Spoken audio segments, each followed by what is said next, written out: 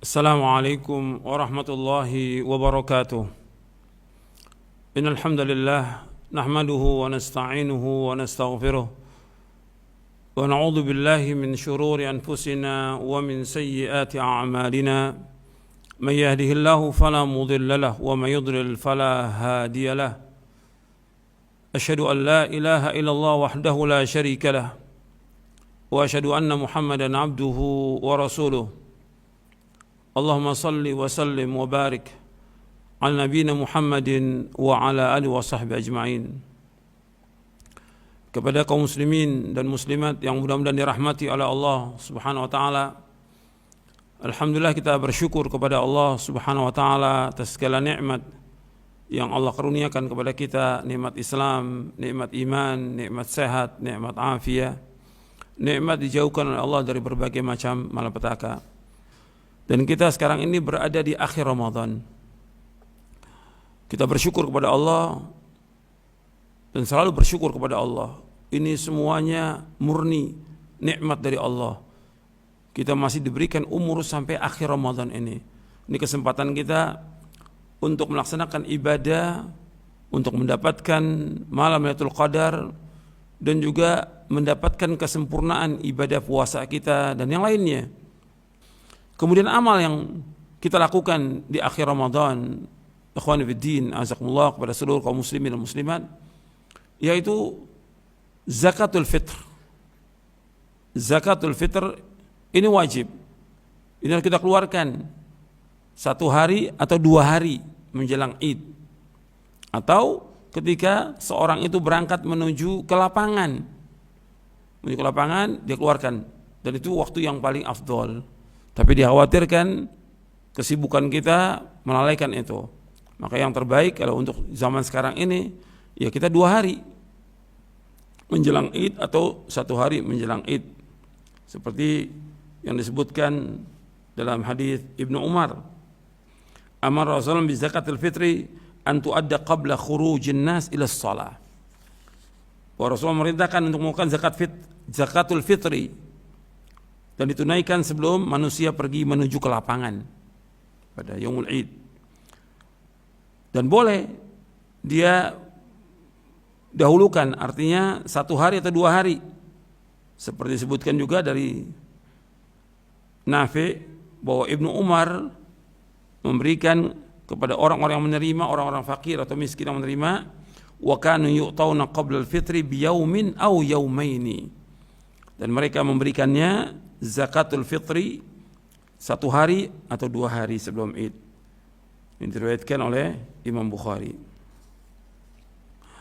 Dan ikhwan fillah azakumullah, bahwa hukum zakat fitrah ini wajib. Hukum zakatul fitri ini hukumnya wajib. Jadi zakatul fitri wajibatun ala kulli muslimin. Zakat fitri itu wajib atas setiap muslim. Jadi sering disebutkan oleh para ulama dengan zakatul fitri, dan juga disebutkan dengan shadaqatul fitri. Shadaqatul fitri. Dasarnya hadis Ibnu Umar. Kata Ibnu Umar radhiyallahu anhu maqal, farada Rasulullah SAW zakatul fitri sa'an min tamrin aw sa'an min sya'irin al-abdi wal hurri wal dhakari wal untha والصغير والكبير من المسلمين وأمر بها أن تؤدى قبل خروج الناس إلى الصلاة. Kata Ibnu Umar radhiyallahu anhuma, ia berkata, Rasulullah SAW telah mewajibkan zakatul fitri 1 sa' dari kurma atau 1 sa' dari gandum, wajib atas seorang hamba sahaya, orang merdeka, laki-laki, perempuan, anak kecil, dan orang dewasa dari kaum muslimin. Dan Rasulullah memerintahkan untuk dikeluarkan zakatul fitri sebelum manusia pergi menuju ke sholat Id, ke lapangan. Hadis ini disepakati oleh Imam Bukhari Muslim, diriwayatkan juga oleh Imam Tirmidzi, Abu Daud, Ibnu Majah. Jadi ini wajib semuanya, laki-laki, perempuan, hamba sahaya, orang merdeka, anak kecil, Jadi anak kita yang masih kecil itu wajib. Gitu. Dia baru umur sehari mau melahirkan tetap wajib. Adapun janin tidak. Jadi orang dalam kandungan itu nggak dikeluarkan zakat. Zakat itu kalau dia sudah lahir dia, itu wajib dikeluarkan zakatnya. Jadi yang dalam kandungan tidak. Dan kewajiban ini atas setiap muslim dan muslimah. Dan kita boleh mengeluarkan zakatul fitri untuk orang yang kita tanggung, seperti hamba saya, atau kalau pembantu kita nggak mampu kita yang tanggung, istri, anak. Dengan dasar hadis Ibnu Umar, amar Rasulullah bi sadaqatil fitri anis saghiri wal kabir wal hurri wal abdi mimman tamunun. Dari Ibnu Umar radhiyallahu anhu, ia berkata Rasulullah memerintahkan untuk melakukan sadaqatul fitri. Sadaqatul fitri maksudnya zakat fitri. Dari anak kecil, orang dewasa, orang merdeka, hamba sahaya, dari orang-orang yang kalian tanggung nafkahnya. Orang yang kalian tanggung nafkahnya. Ini diriwayatkan oleh Imam Ad-Darqutni dan juga Baihaqi dan disahihkan oleh Syekh Al-Albani dalam kitabnya Irwaul Ghalil fi takhriji ahadits Manaris Sabil. Kemudian tentang ukurannya. Ukurannya disebutkan dalam hadis yang tadi satu sok. Satu sok itu ya 2,5 kilogram atau 3 kilogram. Gitu. Lebih nggak ada masalah, tapi jangan kurang. Karena ukuran kita kadang-kadang juga timbangan-timbangan itu tidak benar. Makanya yang bagus kita lebihkan lebih bagus daripada kurang. Dan disebutkan di sini kalimatnya ta'am min ta'am, dari makanan. Artinya dari makanan pokok yang ada di tempat itu. Kalau tempat itu ya kurma, ya kurma. Kalau tempat itu gandum, ya gandum. Nah, makanan pokok kita di Indonesia ini beras. Keluarkan beras. Gitu. Jadi 2,5 kilogram atau 3 kilogram beras kita keluarkan. Bukan uang. Perhatikan itu. Bahwa zakatul fitri dari zaman Nabi Muhammad SAW, Khulafaur Rasyidin dan seterusnya yang dikeluarkan itu berupa makanan pokok. Di zaman Nabi sudah ada dirham, sudah ada dinar, tapi tidak ada seorang pun sahabat yang mengeluarkan dengan dinar dan dirham, tidak ada. Semua mengeluarkan dengan makanan pokok, dan itu tidak berat, tidak menyulitkan sama sekali. Kita ini setiap hari kita makan nasi, kita beli kadang-kadang beras. Kalau yang nggak mampu, ya setiap hari dibeli mungkin 1 liter. Kalau yang mampu mungkin belinya 2 kilo. Kalau yang mampu lagi mungkin beli sekarung. Dan itu bagi kita ringan. Ada yang setiap hari beli, ada yang seminggu sekali, ada yang sebulan sekali yang dia beli berapa karung itu. Dan itu bagi dia tidak berat. Tapi kenapa ketika dia mengeluarkan zakatul fitri itu terasa berat? Masa kita beli beras kita bawa sendiri kita kasih fakir miskin? Padahal ini ibadah. Dan ini untuk membersihkan hatinya dia, membersihkan kotorannya yang selama Ramadan mungkin dia berbuat dosa, untuk membersihkan itu. Hikmahnya banyak. Dan manusia kadang-kadang disuruh untuk kebaikan berat bagi dia. Berat. Banyak alasan. Karena itu mereka karena alasannya gimana kita beli beras, kita bawa ke orang fakir miskin, yang terbaik kan yang gampang aja, pakai uang. Ini gak boleh. Sekarang dia sepanjang tahun masih beli beras, nggak mungkin tidak.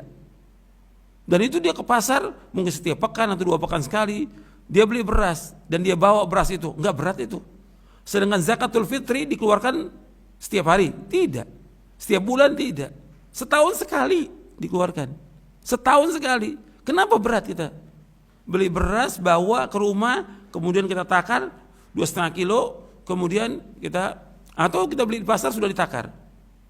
3 kilo, kemudian kita kasih. Pulang kita kasih tetangga-tetangga yang miskin. Atau orang-orang yang kita tahu yang miskin. Karena memang tujuannya untuk orang miskin. Hikmahnya untuk orang miskin. Jadi nggak boleh dengan uang itu tidak boleh. Dan ini menyalahi sunnah Nabi SAW. Menyalahi sunnah Nabi. Makanya kalau ada orang yang mengatakan ada pendapat, itu pendapat. Sekarang kita lihat dalil. Dalil Rasulullah SAW mengerjakan dengan makanan pokok. Sahabat demikian, tabi'in demikian. Maka itu yang kita lakukan. Maka dikatakan oleh para ulama tentang qimah atau dengan uang itu tidak boleh. Sampai dikatakan dalam kitab Al-Wajiz fi Fiqh Sunnah wal Kitabil Aziz, "Falau kanatil qimatu mujzi'atan la bayyana dzalika Allahu wa rasuluhu." Kalau seandainya dengan uang itu boleh, maka sudah dijelaskan oleh Allah dan dijelaskan oleh Rasulullah. Fal wajibu al-wuqufu 'inda zahirin nusus min ghairi tahrifin wala ta'wil. Dan wajib kita untuk mengikuti dalil zahirnya nas tanpa kita merubah maupun mentakwil, enggak boleh. Maka ini kesalahan. Maka di kitab pembahasan tentang kesalahan-kesalahan yang menyebar dan juga bid'ah-bid'ah yang menyebar di tengah-tengah kaum muslimin yang berkaitan dengan Ramadan, zakatul fitri dan idain, disebutkan ikhraju qimati zakatul fitri wa hadha la yajuz wa la yujzi. Mengeluarkan uang, artinya bentuknya uang dari zakatul fitr, ini tidak boleh dan tidak mencukupi. Dan Nabi SAW menyebutkan bahwa tujuan dari zakatul fitri itu untuk memberikan makan, membersihkan orang yang puasa dan juga memberikan makan kepada orang-orang miskin. Disebutkan dalam hadis Ibnu Abbas. Hadis Ibnu Abbas yang hasan yang diriwayatkan oleh Imam Ibnu Majah dan Abu Daud, diriwayatkan oleh Imam Abu Daud dan Ibnu Majah. Kata Ibnu Abbas radhiyallahu anhuma, "Farad Rasulullah SAW zakatul fitri tuhratan lis-shaimi min al-laghwi war-rafathi wa tu'matan lil masakini faman adda qabla as-salati fahiya zakatun maqbulatun wa man adda ba'da as-salati fahiya sadaqatun min as-sadaqat." Kata Ibnu Abbas radhiyallahu anhuma, ia berkata Rasulullah SAW telah mewajibkan zakat al-fitri untuk membersihkan orang-orang yang puasa. Artinya membersihkan orang puasa dari apa? Minal lagwi war rafath, dari perkataan atau perbuatan yang sia-sia dan juga perkataan-perkataan yang kotor. Artinya dengan zakatul fitri akan menghapuskan dosa itu. Wa tu'matan lil masakin, dan juga untuk memberikan makan kepada orang-orang miskin. Dari hadis ini menunjukkan bahwa zakatul fitri diberikan kepada orang miskin. Orang miskin, Nabi menyebutkan dengan orang miskin, arti fakir miskin yang diberikan. Faman adda qabla shalah, barang siapa yang mengeluarkan zakat itu dan memberikannya kepada fuqara al-masakin itu qabla shalah, sebelum salat Id, sebelum salat Idul Fitri, fahiya zakatun maqbulah, maka itu zakat yang diterima. Wa man adda ba'da shalah, barang siapa yang mengeluarkan zakatul fitri sesudah salat Id, fahiya sadaqatun minas sadaqat, maka itu merupakan sedekah dari sedekah-sedekah biasa. Artinya bukan zakatul fitri. Kita wajib mengeluarkan zakatul fitri. Kalau sedekah biasa aja. Kalau dikeluarkan sesudah salat Id. Jadi yang kita keluarkan ini zakatul fitri sebelum salat Id. Ini yang berkaitan dengan zakatul fitri, dan kita wajib untuk mengeluarkannya. Di akhir Ramadan sudah kita siapkan itu berasnya, kita beli berasnya, kemudian kita berikan. Dan ini enggak berat. Kita ke pasar beli beras itu atau di supermarket atau yang lainnya, itu mudah, enggak sulit. Bawa ke rumah kemudian kita bagikan. Atau habis kita beli langsung kita bagikan kepada fuqara masakin. Dan kita serahkan orang, karena kita kalau serahkan ke orang kita enggak tahu amanah atau tidak orang itu. Kadang-kadang serahkan kepada masjid, kita juga belum tahu masjid itu amanah atau tidak, orang yang paham atau tidak. Yang terbaik kita langsung berikan kepada fuqara masakin. Ini yang berkaitan dengan zakatul fitri. Sekarang kita akan bahas yang berkaitan dengan salatul Id. Masalah Id masalah penting, karena banyak kaum muslimin juga belum paham tentang yang berkaitan dengan salatul Id. Para ulama selalu membahas tentang salatul Idain, salat Idul Fitri dan Idul Adha.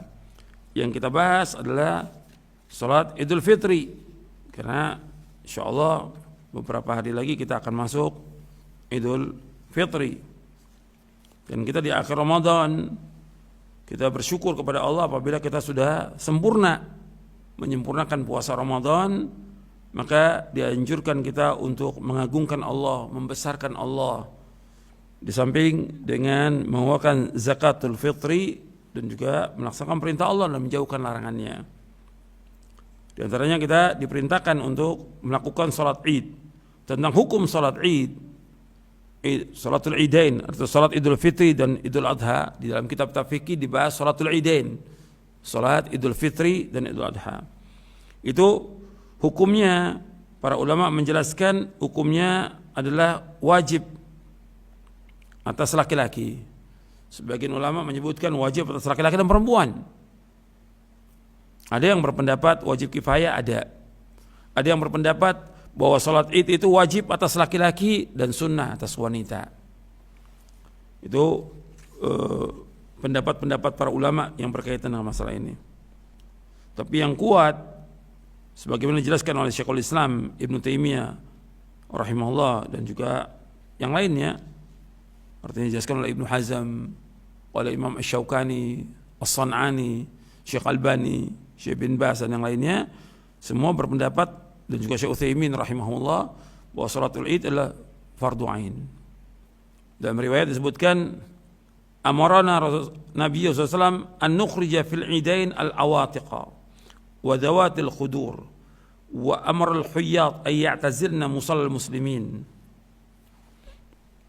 Muttafaqun alaih.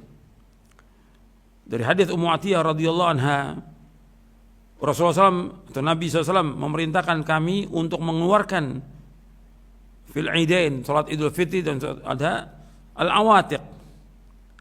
Al-awatiq jamu atik wa hiya al-jari al-baligha, perempuan yang sudah balik.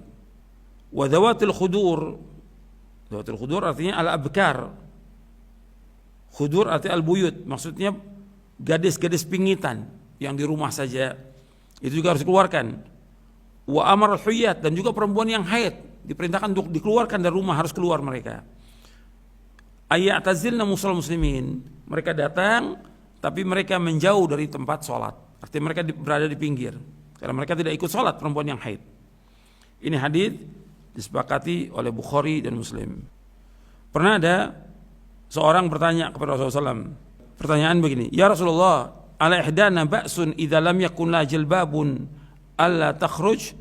Ya Rasulullah, apakah boleh seorang di antara kita nih, wanita ini yang tidak punya jilbab, boleh tidak untuk tidak keluar karena nggak punya jilbab? Maka Nabi menjawab SAW, litulbisaha atau litulbisha sahibatuha min jilbabiha falyashhadna al khaira wa da'watal mu'minin. Muttafaqun alaih. Nabi menjawab SAW, hendaknya temannya, saudaranya, tetangganya memberikan baju kepada dia, memberikan jilbab. Hendaknya dia menyaksikan kebaikan dan menyaksikan dakwahnya kaum mukminin. Artinya Nabi SAW di sini menunjukkan bahwa tetap perempuan yang nggak punya jilbab dikasih jilbab, dikasih mereka jilbab agar mereka pakai jilbab, artinya baju yang sempurna. Wanita, pakaian wanita yang sempurna yang menutup seluruh tubuhnya, aurat, yang boleh terlihat hanya muka dan kedua tapak tangan. Maka kalau dia nggak punya, dipinjamkan atau diberikan oleh tetangganya agar dia keluar menuju ke lapangan menyaksikan dakwahnya kaum muslimin. Ini yang berkaitan dengan hukumnya, artinya hukumnya wajib dan dianjurkan semuanya untuk keluar menuju ke lapangan. Tentang waktunya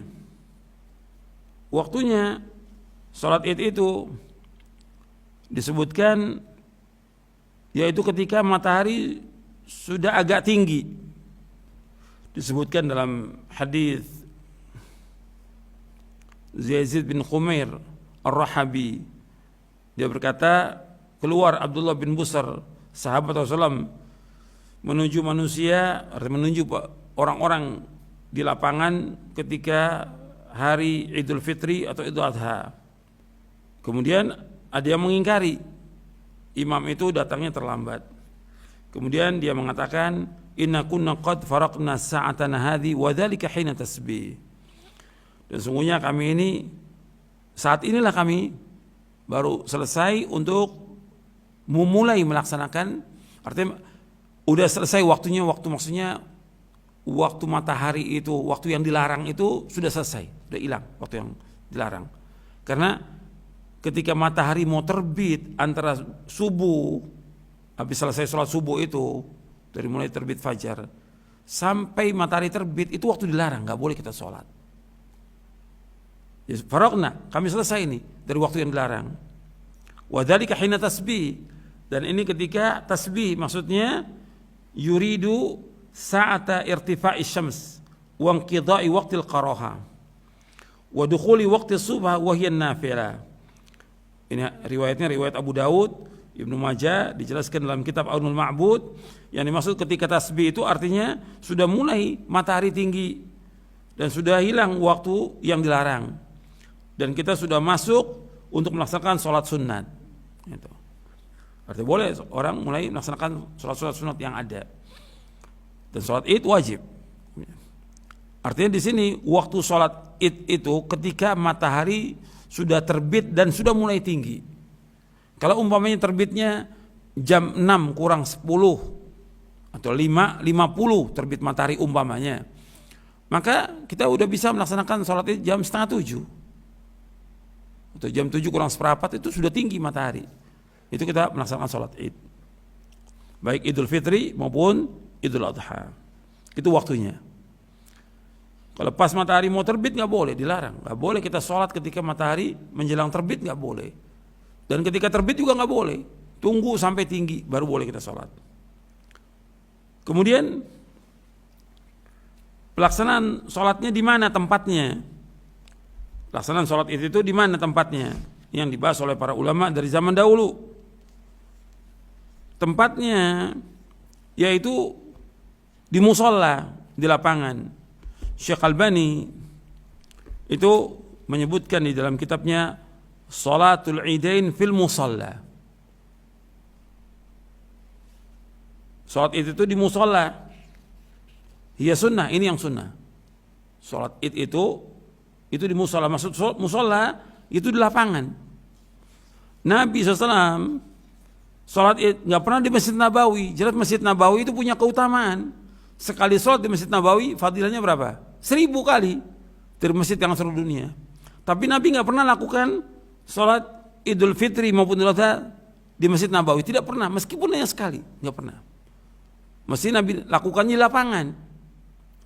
Dan itu yang sunnah dilakukan. Dan di antara ulama pada abad 20 yang menghidupkan ini itu Syekh Ahmad Muhammad Syakir, seorang ahli hadis dari Mesir rahimahullah, dan juga Syekh Muhammad Nasrul Albani rahimahullah, seorang ahli hadis dari Syam. Dua-duanya berjuang ini untuk menghidupkan sunnah Nabi di lapangan. Karena di zaman itu kurang lebih 70 tahun yang lalu dan sebelumnya lagi itu ratusan tahun umat Islam sholatnya di masjid, sholat itu. Baru sekitar tahun 1950 mulai itu Syekh Ahmad Muhammad Syakir membahas tentang masalah sholat itu harus di lapangan.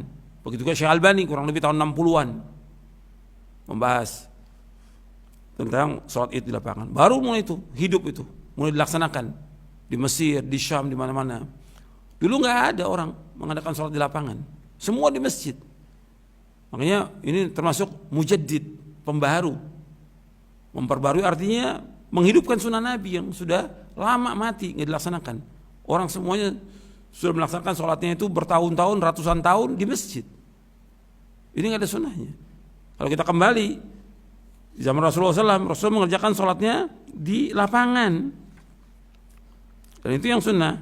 Dan Nabi terus menerus melakukan demikian. Dalam hadis Abu Sa'id Al-Khudri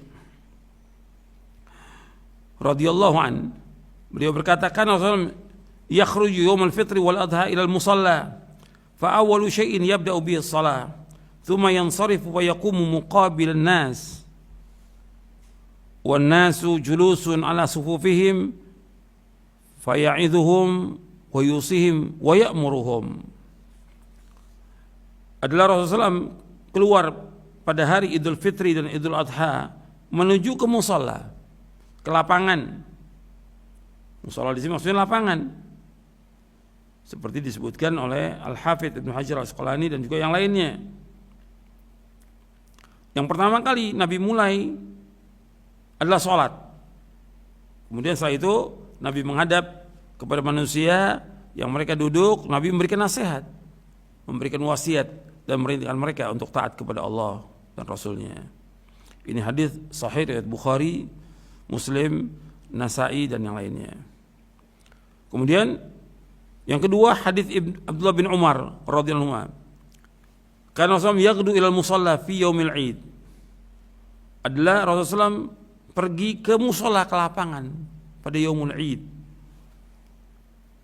Dan kemudian karena lapangan tidak ada sutra, maka diambil sutra, tongkat atau ya seperti anak panah ditancapkan di depan Nabi. Jadi Nabi sebagai imam itu ada sutrohnya. Ini hadis diriwayatkan oleh Bukhari, Muslim, Abu Daud, Nasai, Ibnu Majah, Ahmad. Kemudian hadis yang ketiga, hadis Bara bin Azib. Kharaja Nabi sallallahu alaihi wasallam yaum adha ila al-baqi wa fi riwayatin ila al-musalla. Rasulullah keluar pada hari raya Idul Adha ke Baqi. Baqi itu maksudnya di sini artinya musalla, artinya dekat kuburan Baqi tempatnya. Musallanya itu lapangan dekat kuburan Baqi. Dan di situ Nabi melakukan salat Idul Adha. Ini diriwayatkan oleh Imam Bukhari dan juga Ahmad dan yang lainnya. Yang keempat yaitu hadis Ibnu Abbas. Hadis Ibnu Abbas. Yang pertama hadis Abu Sa'id, yang kedua hadis Abdullah bin Umar, yang ketiga hadis Bara bin Azib, yang keempat hadis Abdullah bin Abbas radhiyallahu anhu ajma'in. Aku menyaksikan salat Id dan aku melihat bahwa Rasulullah SAW salat itu di musalla. Disebutkan di situ hatta atal alam alladhi inda dari katsir min salat, sehingga datang ke satu tempat yaitu lapangan dekat rumahnya Katsir bin Salat. Jadi sudah jelas bahwa ini adalah lapangan. Dan hadis ini menunjukkan, para ulama menjelaskan bahwa as-sunnah ay yakhrujal imamu li salatil idain illa min udhrin fayusalli fil masjid. Kata Imam Al-Baghawi dalam kitabnya Syarhus Sunnah, yang sunnah itu imam itu keluar menuju salat Idul Fitri itu ke lapangan, kecuali karena uzur. Boleh di masjid. Ya kalau uzur di masjid, seperti hujan lebat umpamanya, atau tempatnya becek, malamnya hujan nggak bisa dipakai lapangan itu untuk sholat, ya boleh di masjid. Itu uzur namanya. Dan Imam An-Nawawi juga menyebutkan dalam Syarah Muslim demikian, bahwa disunahkan keluar menuju salat Id ilal musalla. Hada dalil liman qala bi istihbabil khuruj ila salatil Id ilal musalla. Dan banyak lagi pendapat-pendapat yang menjelaskan demikian, bahwa ini Nabi SAW melakukannya terus menerus, rutin.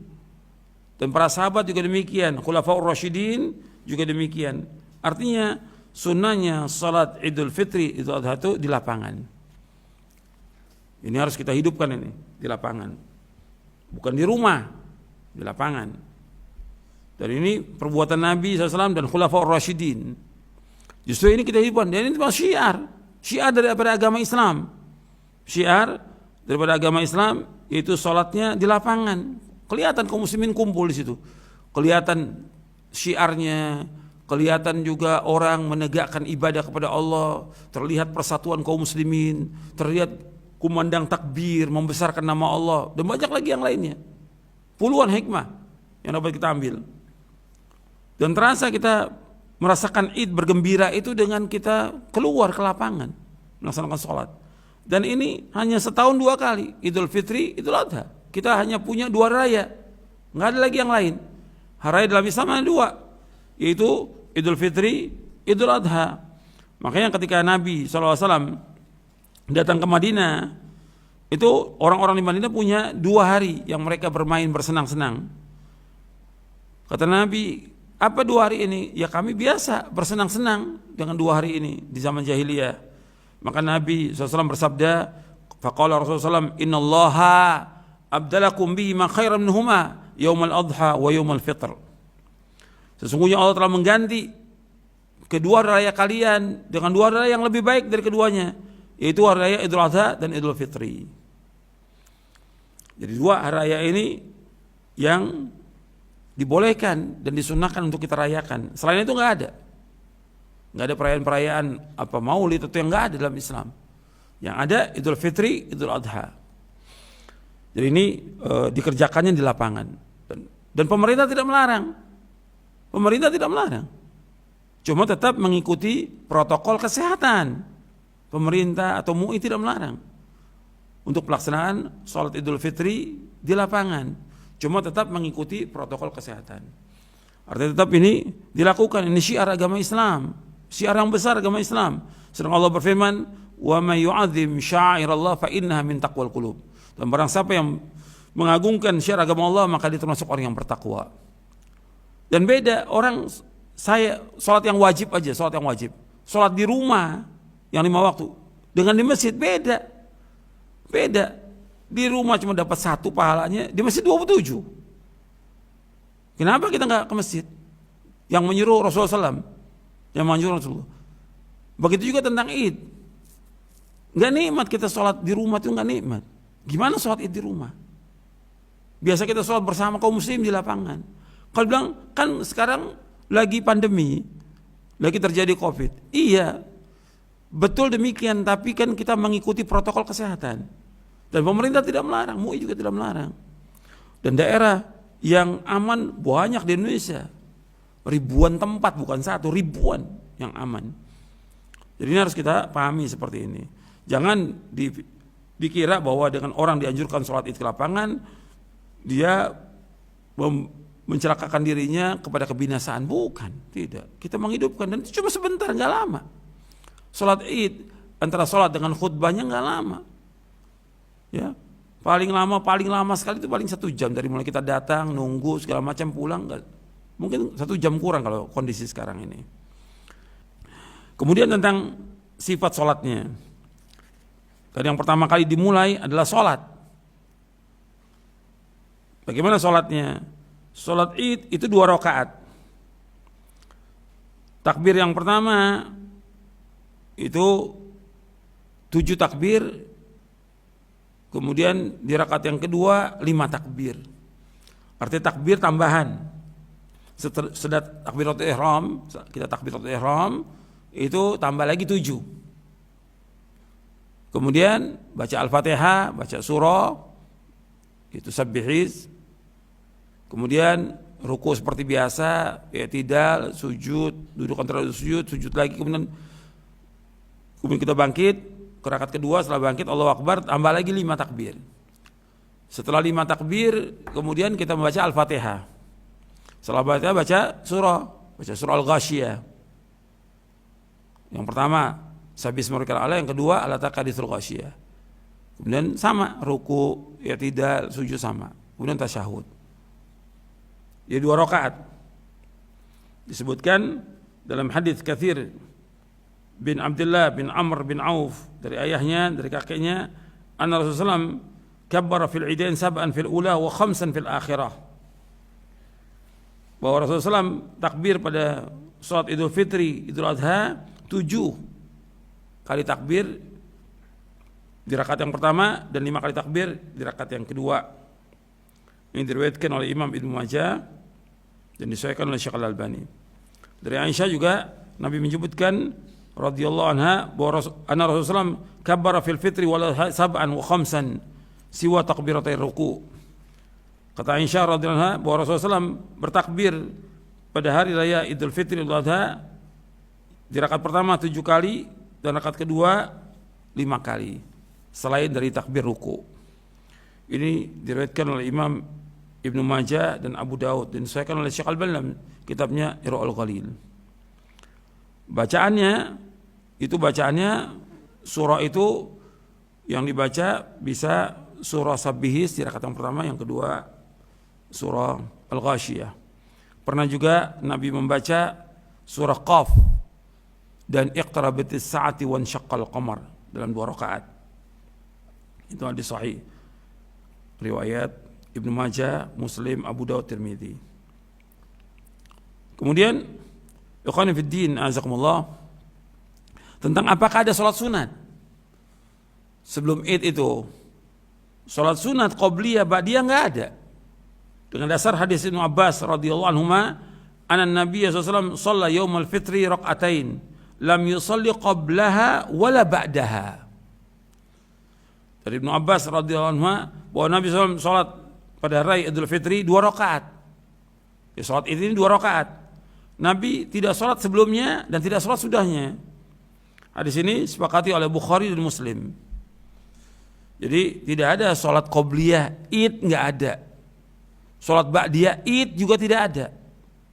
Jadi salat Id 2 rakaat. Dan juga enggak ada orang di lapangan salat 2 rakaat, enggak ada.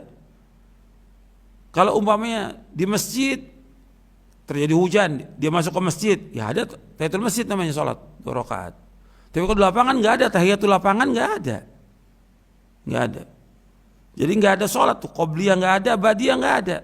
Enggak ada tahiyat lapangan, enggak ada. Gitu. Kemudian yang disunahkan pada Yaumul Id. Apa yang disunahkan pada Yaumul Id? Yang disunahkan pada Yaumul Id, yang pertama mandi, gitu. Disunahkan mandi. Dan ini yang ada hanya athar, ya. Riwayat dari Nabi SAW tidak ada, yang ada athar dari sahabat Ali radhiyallahu an. Disebutkan oleh Ali radhiyallahu ketika ditanya tentang mandi yang sunnah, dia menyebutkan yaumul jum'ah, wa yaumul arafah, wa yaumul fitri, wa yaumul adha.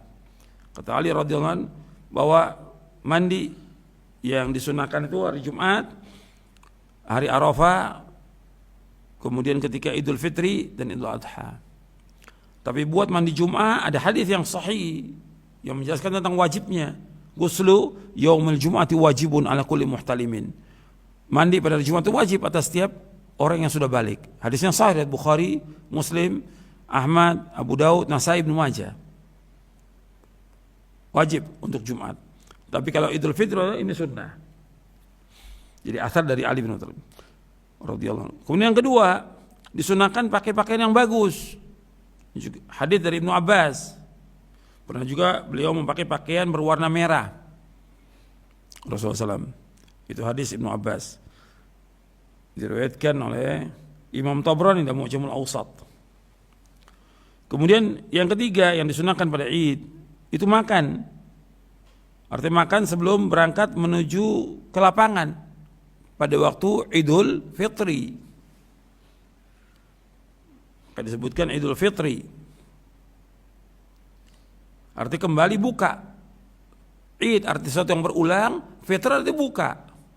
Nah, orang kadang-kadang memahami Idul Fitri arti kembali kepada fitrah. Itu salah. Enggak ada riwayat fitrah, enggak ada. Zakatul fitri bukan zakatul fitrah. Cuma di kita bahasanya zakat fitrah. Yang benar zakatul fitri. Begitu juga tentang Idul Fitri, enggak ada Idul Fitrah, Idul Fitr.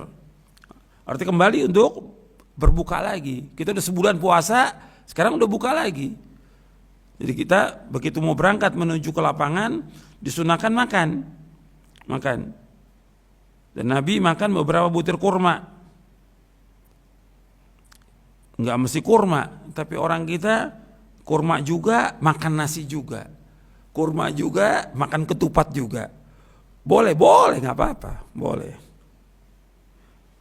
Disebutkan dalam hadis Anas berkata, karena Rasulullah la yaqdu yaumal fitri hatta ya'kula tamarat. Rasulullah tidak pergi menuju ke lapangan pada waktu salat Idul Fitri, melainkan beliau makan dulu beberapa butir kurma. Ini diriwayatkan oleh Imam Bukhari dan Tirmidzi, sahih riwayatnya. Kemudian yang kelima di antara sunnah pada Yaumul Id yaitu berbeda jalan. Seperti dalam hadis Jabir radhiyallahu an, bahwa Nabi kalau Yaumul Id itu berbeda jalan, khalafat tariq. Arti jalan berangkatnya jangan jalan pulangnya beda. Di antara hikmahnya agar jalan itu menjadi saksi nanti di hari kiamat bahwa dia melewati itu. Atau di antara hikmahnya lagi untuk mengumandangkan takbir supaya orang dengar bahwa ini Yaumul Id. Gitu. Di antara hikmahnya lagi untuk membesarkan nama Allah supaya musuh-musuh Allah juga takut dengan dikumandangkan takbir. Itu di antara hikmahnya. Banyak hikmahnya.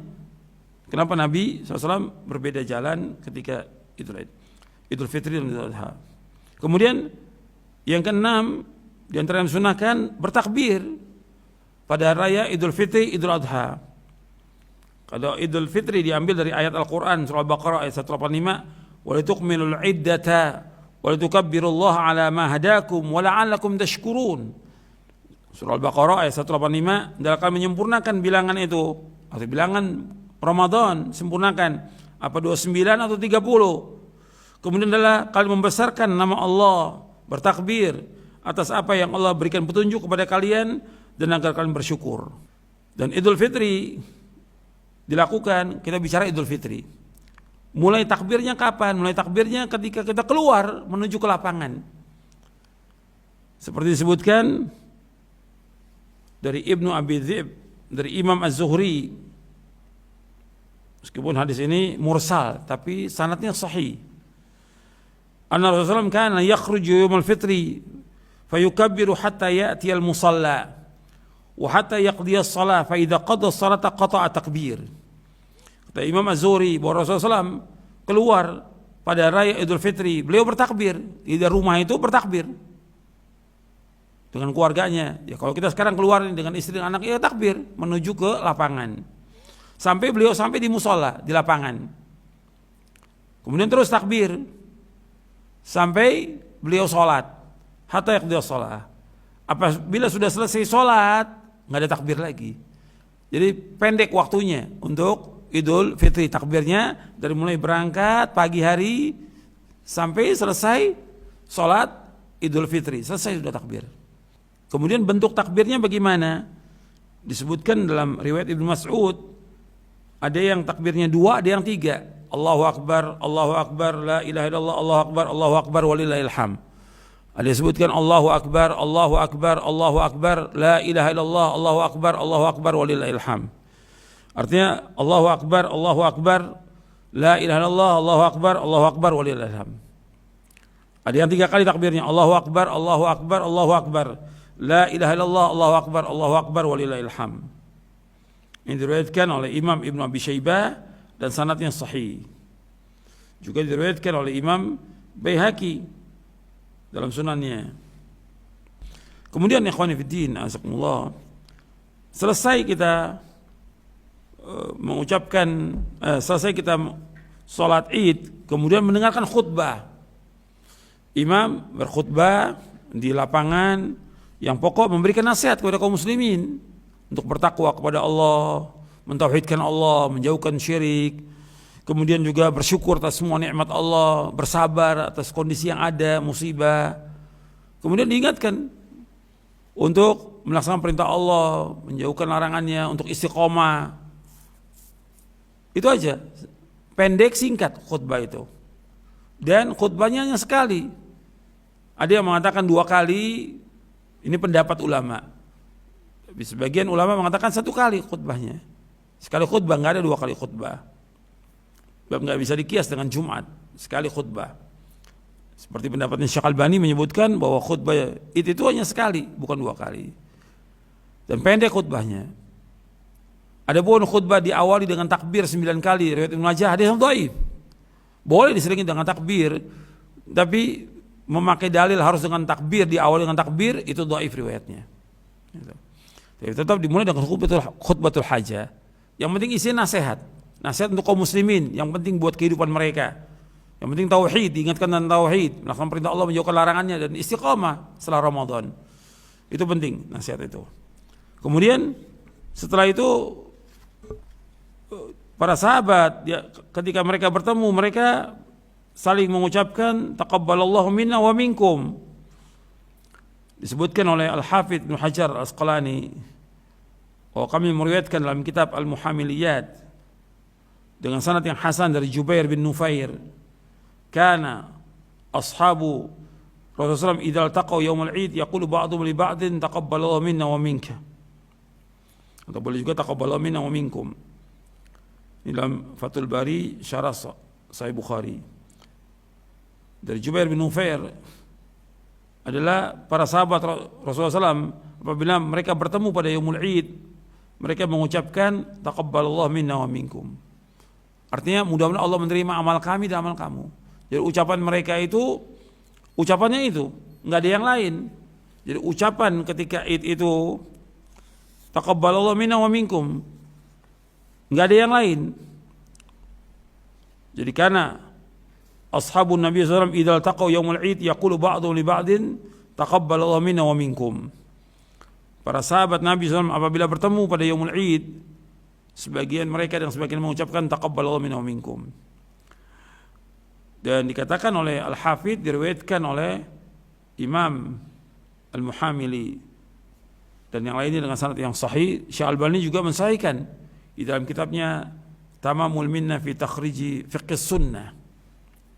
Jadi ucapan yang ada ketika itu yang masyru', yang disyariatkan dari perbuatan sahabat, fi'lus salaf, fi'lus sahabah, taqabbalallahu minna wa minkum. Enggak ada yang lain.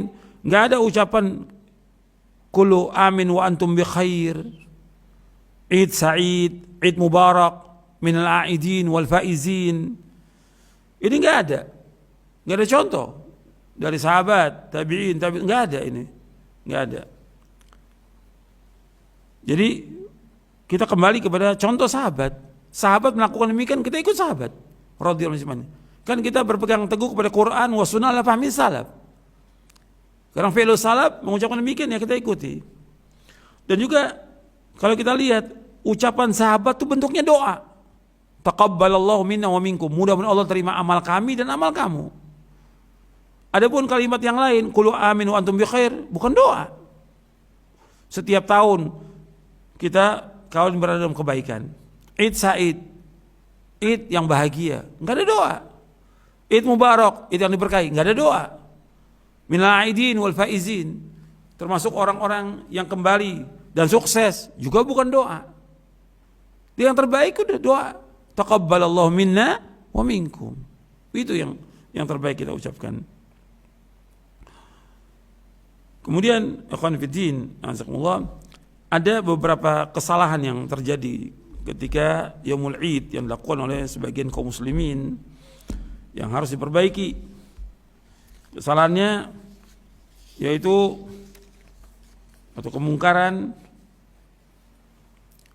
di saat Id itu berhari raya dengan acara musik dan nyanyian. Ini kemungkaran. Atau di kita ini di Indonesia ini pukul beduk. Ada yang pukul beduk. Beduk nggak ada manfaatnya, dan beduk juga nggak ada manfaat dalam Islam. Bukan syiar agama Islam. Di dalam buku hukum lagu musik saya sebutkan tentang beduk dalam syariat Islam. Beduk adalah alat musik dan bukan dari syariat Islam. Beduk bukan dari agama Islam. Menabuh beduk kebiasaannya orang-orang kafir dari ahlul kitab. Beduk tidak termasuk dalam syiar agama Islam.